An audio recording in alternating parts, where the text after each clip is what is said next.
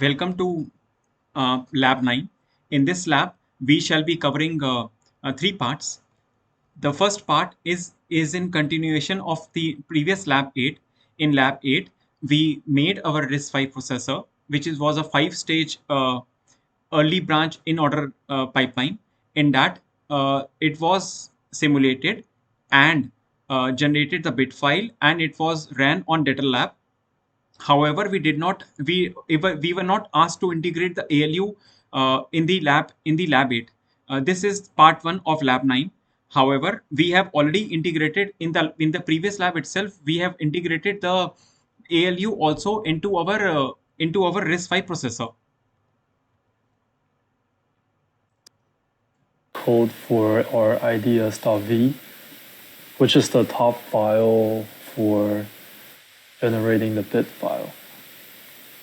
As you can see here, that we are connected to our data path module, which is the RISC-V core, and also the logic thief, which is our data analyzer.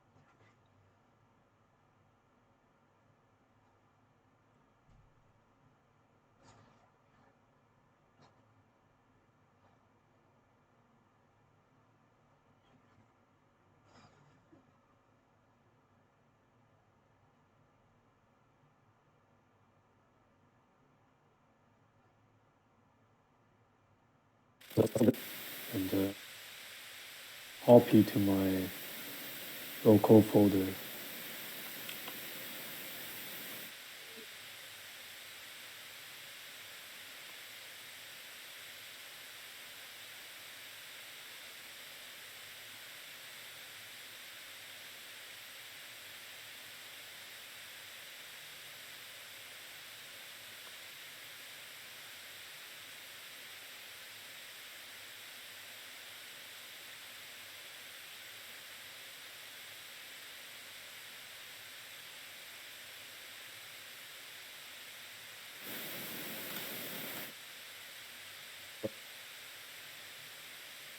I will rename it into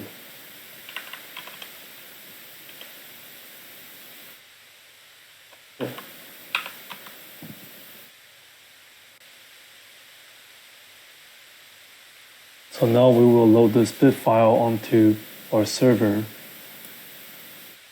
It's connected here, and we are already connected to our experiment on the Twitter lab right here. So we will just load, we will just reprogram the FPGA.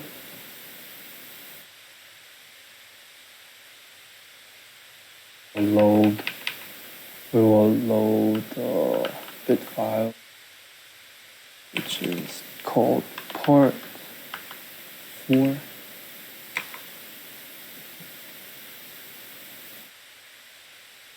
After it is programmed, we need to set the variable here to to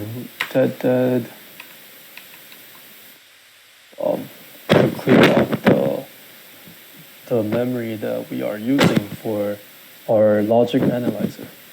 So once it is cleared up,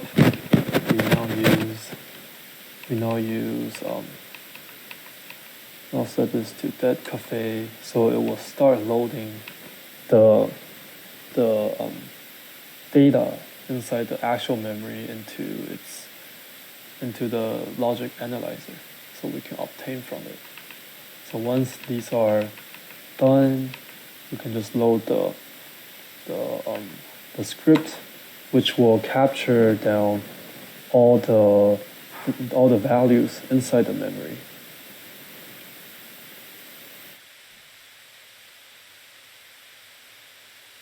It'll take a while since it has to load through 256 elements.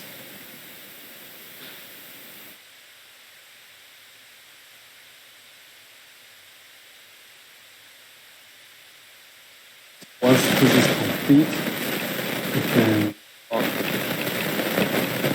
load up the results that we saved to.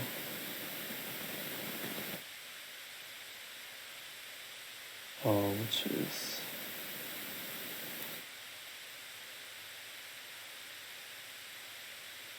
here.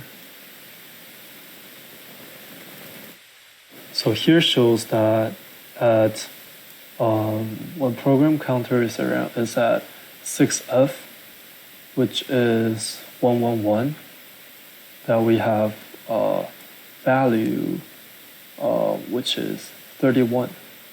So 1F will equals to 31 here, so which matches our simulation. And here at when it is 69 in the lower 8 bits, which should be 105. Here we have a value, we're saving value 4. And here at 63, which is instruction 99, we are saving 16 to location 31, which means that our implementation on that FPGA matches our simulation and it is working properly. So that sums up our demo video. Thank you so much for watching.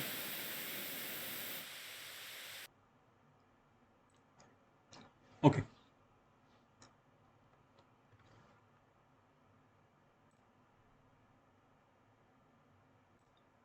Okay.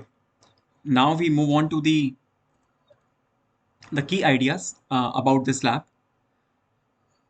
So we have designed the RISC-V processor, and the specs of the RISC-V processor are that it is 64-bit wide registers. There are 32 registers, and we have implemented the internally forwarding register IFRF functionality. Our instruction memory is 32-bit wide, which means each of our instruction is 32 bits in width, and it is 256 deep, single port read-only memory. The memory which we are actually using the XCO file from the Xilinx ISE tool is in such a manner that whenever you provide address to the memory, the result is always available after one clock cycle. Therefore, our 5-stage pipeline design has to be modified so that in a way, as compared to the 5-stage RISC-V pipeline which we studied, 5-stage pipeline which we studied in 457, in this lab, the design has to be modified because in a way the instruction need not be passed through the IFID pipeline register. It is already available after the IFID pipeline register. Our data memory is 64-bit wide. Because our ALU, our register size, and our data memory are all in sync. Data memory is dual port read and write. However, for this lab, we only require at a clock cycle, since it's a single core, single thread design. So we only require at a clock cycle, we only need to either read or write. However, still we have incorporated a dual port read and write memory, which will be used in the lab 10. Again, just like instruction memory, data memory also takes one clock cycle. Therefore, our memory write back pipeline stage register is modified. We have implemented a early branch pipeline and also implemented HTU, which will act as a guardian angel for the branch instructions specifically.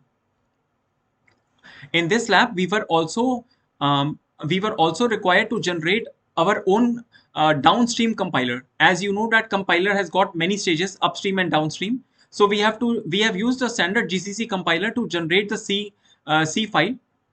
I will be going through the detailed steps in a while, but uh, so like we have to generate the C file, the ASM file, the assembly file which is generated has to be modified for our bare metal design. How it has been implemented?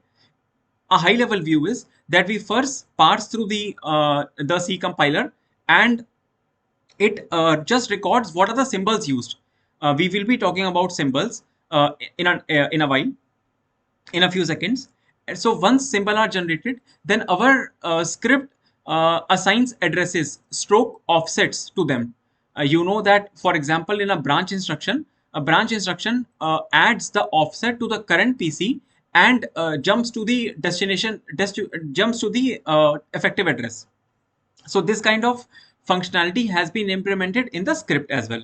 Our script is also intelligent enough that it takes the input file, which is the .s file, as an input, and it gives uh, the the binary file, which can be directly converted into .coe format and loaded into the instruction memory stroke data memory. This is the block diagram of our 5-stage early branch in order single issue pipeline with HDO and IFRF. I will briefly go over it. So our since our instruction memory is 256 deep, therefore our program counter is 8-bit wide.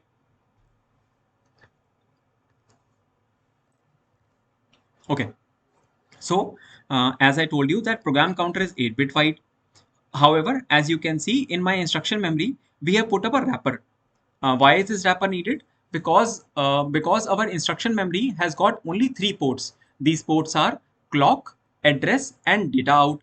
But we need, since we have implemented HDU, so in case of a stall, as you know that we have to maintain the same instruction in the ID stage. But since instruction memory does not have any other port, so we have put up a wrapper around the instruction memory such that the same PC, the previous PC is fed into the instruction memory, so that whenever stall comes, the instruction retains in the ID stage, and new instruction is not loaded into the ID stage. This is about the wrapper around the instruction memory. We have our register file which is 32 deep in the ID stage, along with 12-bit sign extender and 20-bit sign extender. 12-bit sign extender is used for for branch instructions, and also JALR instructions. But the jump instruction, which is nothing but a pseudo instruction, which is translated into a JAL instruction, has a 20-bit operand, so 20-bit offset. So we need two different sign extenders, one for implementing the branch and JLR, and second for implementing JAL. Similarly, we have in our execution we have implemented 6 type of branches. So we have branch equal, branch not equal, branch less than, branch greater than, branch less than equal unsigned, branch greater than equal unsigned. If time permits, we will also go through how we have implemented signed and unsigned, because it requires some intricacies which we discovered while working on the lab. Then other units are familiar to you.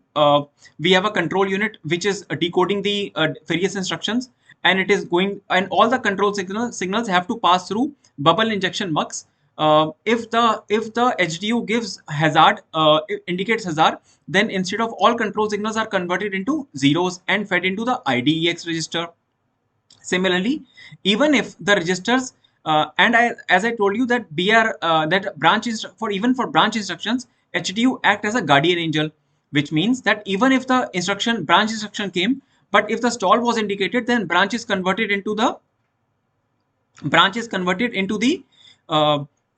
bubble. And on this, if we focus on the top left portion, we find there is a slew of logic over here. This is nothing but a logic which implements various type of jump and branch instructions. For example, in case of JLR, we need the offset, the 20-bit offset, which is coming from, as you can see in this path, the 20-bit offset which is coming is added into the RS register in case of JLR instruction.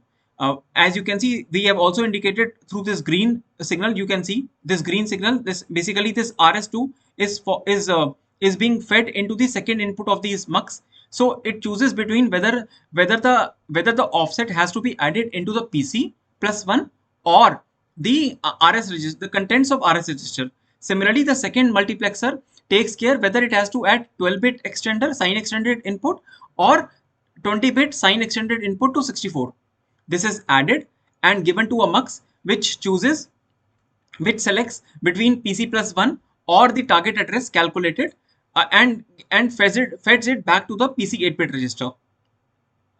Other than that, we have the okay, like this is the first time we are also implementing JLR, which we did not implement in 457. So in JLR, instruction requires that the return address should be written back into the register. So therefore, as you can see, we are taking the RS2 data, passing it through the we are passing it through ALU out, and what we have done intelligently is that while we are passing the RS1 data, the PC plus one data, as you can see, we are forwarding the PC also here through IFID register, and this data passes through ALU.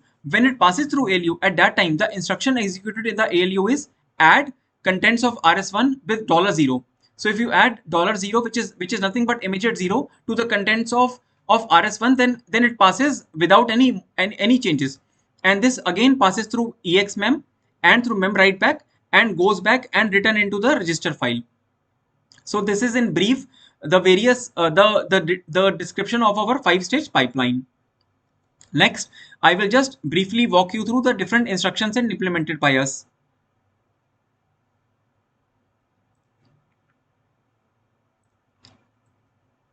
Okay. So as you can see that we have implemented as I told you that we have implemented 6 kinds of branch: JL, JLR, and various other immediate type and addition type of instructions, ALU instructions. So at the end of lab 9, we already have 29 instructions which are sufficient to implement the bubble sort program. Similarly, I will just briefly talk about the pseudo instructions. This is important to be discussed because so we are referring to this specific doc. I would recommend that we should always refer to the official doc because there are various little variations which are available and which may lead to some incorrect implementation. So what I want to show you over here is that that uh, that the like for example there is no instruction called load I. This is actually a pseudo instruction. It is available over here, RISC-V pseudo instructions. So actually load I is implemented in the form of OR I instruction. Load I can be implemented in form of OR I. So where similarly there is no instruction called jump, while the compiler can still generate the jump in part of in the assembly file. However, within our script, which converts the compiler code, compiler generated assembly file into the binary, converts that instruction into the JUL instruction. So therefore, we are able to reduce the number of instructions and therefore the hardware complexity which has to be implemented. Lastly, I will just go through the some of the code. Um, so like we have the, let me see.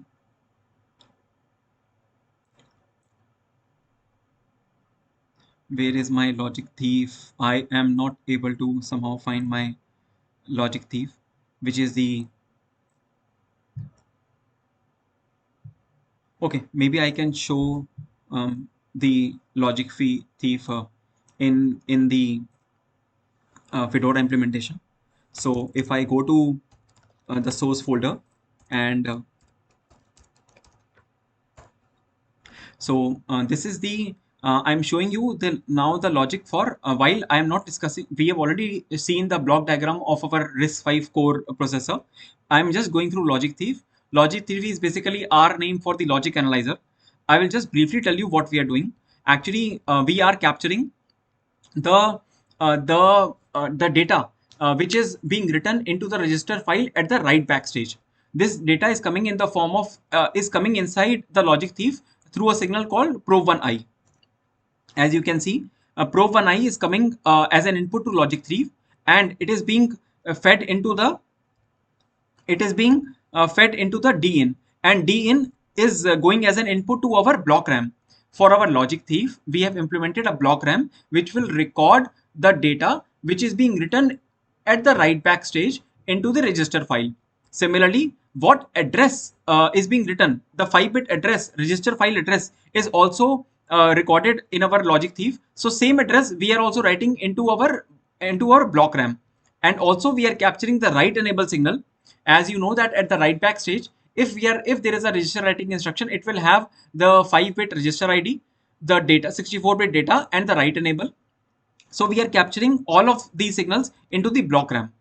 This is the our logic thief implementation. Now I will briefly go over the ids.v file. Here, as you can see that I will just show you the logic thief integration. So we have our data path. Data path is our name for the ALU. I'm sorry, not the ALU, the CPU core which we've implemented. In our CPU core, we have exposed 3 signals. These 3, while I will go through the data path to show you what are these 3 signals, but just to tell you about the integration, this data is nothing but that 64-bit data which is being written into the register file, and this data is coming as an output from the data path, which is our core, and going as an input to the logic thief, as I just told you previously. Similarly, write enable and write address are the outputs of data path and going inside the logic thief as in the form of write underscore enable and write underscore address. This is the overall file for the ids.v file. Here we have also implemented the hardware and software registers. So basically, the output of logic thief is a 96-bit signal. This is called dout underscore w. Of this 96 bits, 64 bits is the data which we are reading from the at the write back stage, and then we have our own encoding for to indicate whenever the data is full, whenever we want to read, just to indicate that we are reading a valid data. For example, I can show you the logic thief design again. If you see the D out of logic thief is just 72 bits, but the other bits we are filling with a pattern called decade. So whenever we find decade, it is good for it makes our debugging in the data lab easier. Now I will go through the data path design which we have implemented. I will just go show you the ports which we have implemented. So as you can see, I showed you in the IDS that we have data, write enable and write address. And where is this data? This data is nothing but the memory is being assigned memread data w. What is this memread data w? This memread data w is the data which is coming out of the data memory. So this is the data which is coming out of the data memory. This is in, for example, in line number 266, dout b is the output of the data memory. And as you know that as I showed you that data memory has to be our entire 5-stage pipeline has to be modified, because the data you in 457 used to take was a combination circuit wherein we can immediately read the data for which we were providing the addresses. However, in this lab, the data, since it is a standard module from Xilinx, so we have to change our pipeline design. So this is how we have covered the instruction set as well as the implementation for the data lab. I will now just go through the brief steps. So like in this lab, we have to first install a Ubuntu VM. We are installing a Ubuntu VM so that we can run the assembly, the RISC-V GCC compiler. After that, we write a very simple C program. I stress upon simplicity so that because I will just show you in a while, because if you write a complicated program, then it will be even harder to implement on your own bare metal design. Then we convert the C program into .s file, followed by checking for real instructions. as I just told you earlier that there are some pseudo and real instructions, so you have to figure out very soon that what are the real instructions which you have to implement. Then again implement those instructions in the Verilog. While implementing in the Verilog, we have to take care that our design in the net FPGA is not byte addressable, it is word addressable, which means that in 457 we discovered that the next program counter, if there is no jump, if there is no branch, is always +4, whereas in our case it is going to be +1. So we have to modify the implementation so to take care of this fact. uh, Parallelly, once we discover the instructions, we have to make a script by understanding the RISC-V manual, and then after so that and generate the binary. Um and of course, the binary generated has to be further modified because we want to implement the data lab implementation. I will show you the .s file which we have changed in order to implement in the data lab. Lastly, generate the bit file for simulation, upload it into data lab. Um, Please remember that like while when you simulate your design in the data lab, when you check your design in the data lab, you need to disconnect the reset signal from the net FPGA. Otherwise, your design may or may not work. These are the steps. I will for saving time I will not go through them, which include downloading from the bare metal code. The links are given here. This is the program which we ran for generating the S file. We have to keep these flags, which is -march and -mabi. You can search more about why since we are implementing 64-bit data memory, and so we have to use RV64i is our implementation, and we are using LP64 and using -s flag. Please, this is a typo over here. We have to use -s in capitals and not small letters. Then we have to remove references to stack pointer, add code to be used for the purpose of demonstration in the data lab. I will now go to the VS Code to show you the bubble sort program. Okay. First of all, I think we can see over here also. Yeah. So as you can see on my screen on the left, I have again generated the bubble sort program. If you see here, when I told you that this is still not a bare metal program, I was trying to generate we were trying to generate the bare metal program, but were not successful. So we have to manually convert this code, which includes references to stack pointer. However, we have not implemented the stack pointer. So you can see that line number 11, 12 has got various references to stack pointer. However, we do not have such implementation, such stack pointer implementation as of now. So we have to generate this code. We have to convert this code into the code which can run on our implementation. Before moving out, I will just tell you that these symbols, which I was earlier telling you about parsing process, this L2, L3, L4 are the symbols which are generated. And if you see any jump instruction, it will be jumping to these addresses. For example, so we have to manually change the addresses over here. Otherwise, like as you can see that there is a jump to L3. But what is L3? The address, which is nothing but the offset, has to be added by us. This is what we have to do as a part of script. So we have seen the .s file, which is file generated by using the RISC-V GCC compiler. Now I will go to our implementation of the same program. So this is the .s file which is modified by us. As I told you that we are using LD64 ABI name convention. ABI is basically, for example, from 457 days, you would remember that registers are from $0 to $31. However, when the compiler generates the assembly program, it does not uses the architecture register. It uses something called ABI, Application Binary Interface. I will talk about ABI also later. So first of all, we have just written some lines. These lines are just used to for example, from line number 4 to 8, we are just telling you what are the contents which are stored in the memory. Then we are storing this contents back to the memory, and then, for example, our T0 register is our counter I. As I told you in the program that the bubble sort program which I showed to you has got I, J, 4 and 4 minus I. So we are initializing those registers over here, T0, T1, T2. Then we check for the first time that this is a for loop implementation. This is the outer for loop implementation. If the I is less than 4, then then jump to L2 section. When we jump to L2 section, then we check that if j which is in um, um, it should be less than 4 minus I. If j is less than 4 minus I, then again jump to L3. And here we actually load the contents of T1 zeroth location and first location. What is stored in zeroth and first location is over here.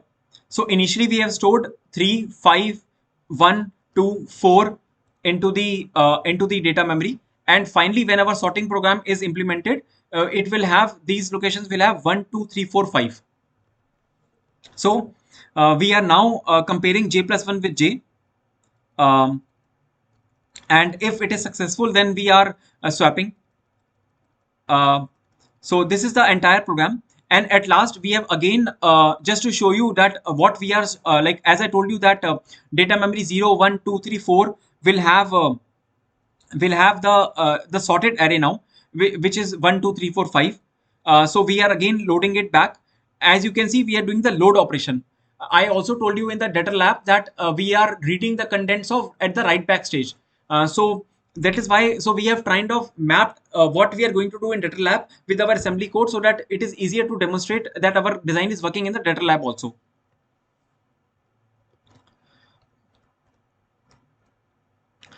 So I told you that how we have removed the references to stack pointer, added our code for the purpose of demonstration in the data lab. This is where our initial and final file shall be. ABI. As I told you that while we understand registers as X0 to X17 or X31, however, the registers which are used in the program are of 0, RA, SP, GP, TP. And we have used the same name for assembly file also. I will now go to our simulation.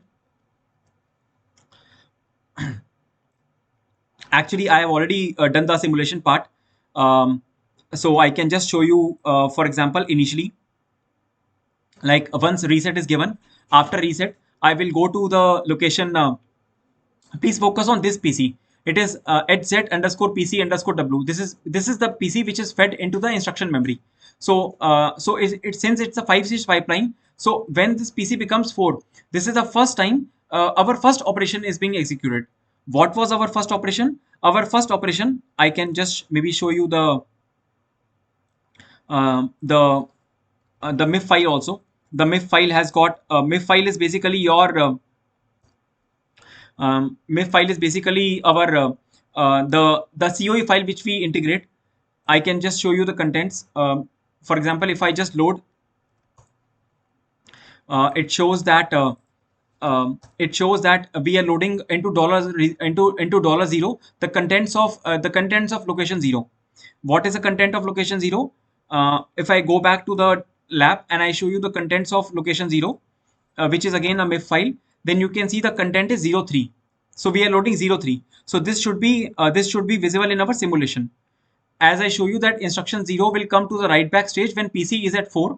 Here we can see that write data which is being written into the register file has a content of 3. And you can again see that we have loaded the data memory with 3, 5, 1, 2, 4. Similarly, here we see that at the first time when write back stage comes, then we are writing 3, 5, 1, 2, 4. Similarly, I will now quickly go to the first jump which is taking place to demonstrate that our jump is working properly. Please focus on the HZ underscore PC underscore W signal. Somewhere the jump will take place between 28 and 34. This is basically the jump which I can show also in our program, that a jump is taking place at the jump L1 stage.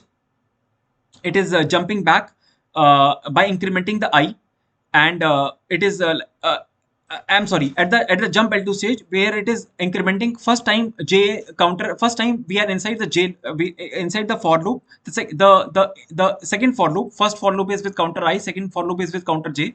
So we are inside J loop and we are incrementing J and jumping back to L2. So this is the same jump.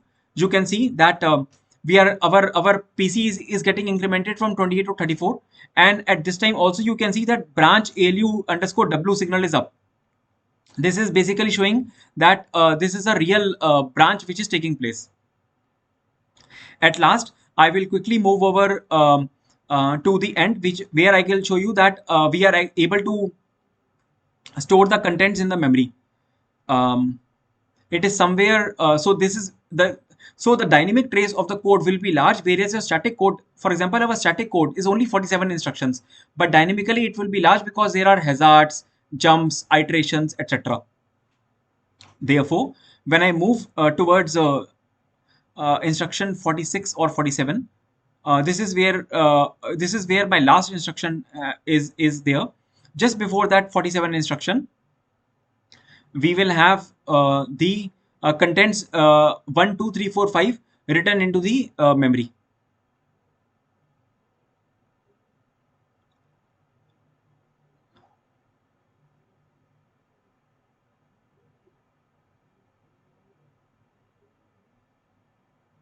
I am just moving forward.